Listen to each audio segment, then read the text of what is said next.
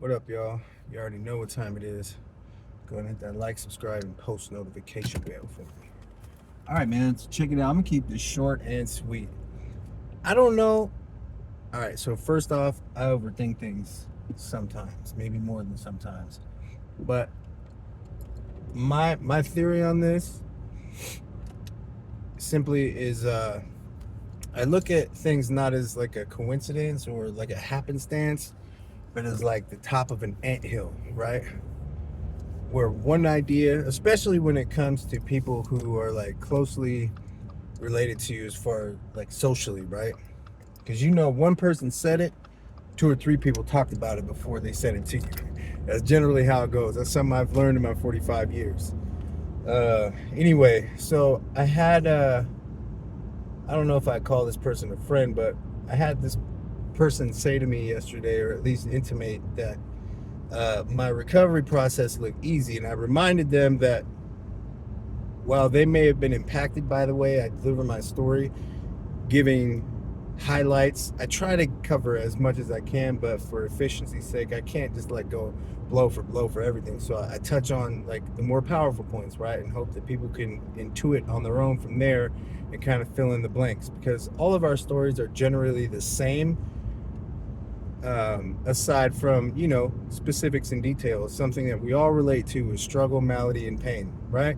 Everybody can relate. So my story is your story, just with different characters. But listen, all right, so check this out. My recovery process was not easy. My first 30 days of sobriety were spent alone in a hotel room. I was supposed to go to residential inpatient treatment.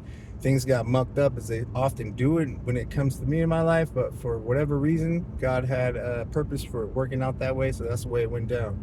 I spent my first 30 days alone with a little bit of cash in my pocket in a hotel room in Everett. Nobody watching me, nobody there to moderate me, nobody there to supervise me. I could have been drinking that whole time, but I didn't, right? I used the tools that were in front of me. And one thing that I'll leave you with is one of the deepest, fulfilling, and most satisfying acts in life is the ability to be a free and cheerful giver with our time, our spirit, resources, information, etc. As a person or recipient of grace, there are things outside of the obvious things that are incumbent upon us to do. For instance, the obvious stuff, gratitude. Well, what's that really mean? Saying thank you? That may be a small part of it as a perfunctory act. But what that means in my mind is there are dues to be paid. And they're as follows. Yes, you wake up, you profess gratitude to God, your higher power, the universe around you. First thing I do every single day before my feet hit the ground. You live honorably, you live dependably, you live a righteous and upstanding life, and you're impeccable with your word. This is a short list of things that are imperative for the recipients of grace to do. These are the daily dues. These must be paid. There's no argument against that. Now, as individuals, we do reserve the right and freedom and liberty to not pay these dues. However, with every action, there is a direct and opposite reaction. You live an ungrateful life and you subtract or omit all of these behaviors and practices from your life, things will manifest accordingly. In closing, I'm gonna leave y'all with this.